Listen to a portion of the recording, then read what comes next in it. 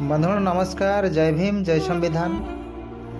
ये जो दृश्य आपण देखुंत ये दृश्य पछर कारण हूँ जातिवाद व्यवस्थार शिकार होता जड़े निरीह निष्पाप शिशु जार बयस 11 वर्ष। ये दृश्य हूँ नयागढ़ जिला गणिया थाना अंतर्गत बेलपड़ा अंचल घटना।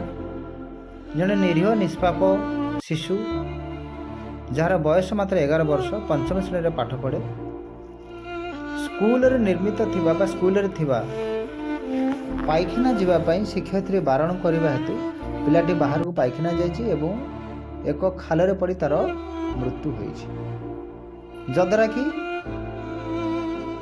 पिलाटीर मृत्यु होगा से अंचल लोक मैंने एवं किसी सामाजिक कार्यकर्ता एवं बुद्धिजीवी माने पुलिस तदंत प्रक्रिया को विरोध करी गणिया बाजार को अवरोध करते, रास्ता अवरोध करते, दोषी मान को तुरंत गिरफ्त कर दाबी करते।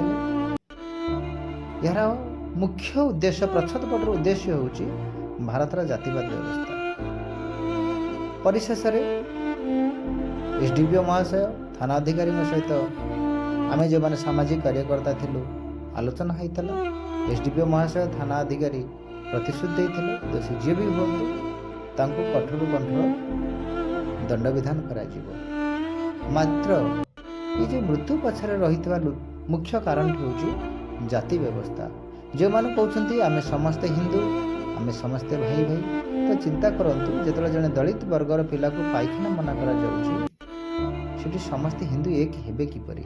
जो मैंने कहते भारत वर्ष जाति व्यवस्था ना से आम चेतई देवाई चाहूँ ये जो निष्ठुर व्यवस्था आज जो निरीह निष्पाप शिशुर जीवन चली यह अत्यंत दुखदायक घटना, अत्यंत हृदयस्पर्शी घटना। ये जो खाल ये खाल पड़क ही से पिलार जीवन जाता।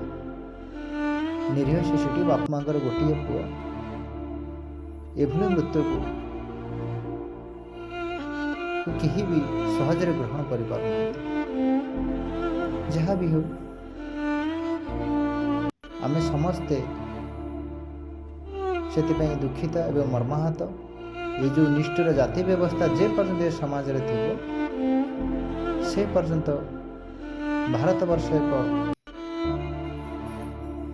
सु गणतांत्रिक व्यवस्था परिणत हो पार आमको स्वीकार करने पड़ो। आम समस्ते मिलमिशि ये जातिवाद व्यवस्था को हटाइबा पड़ो। रहुची।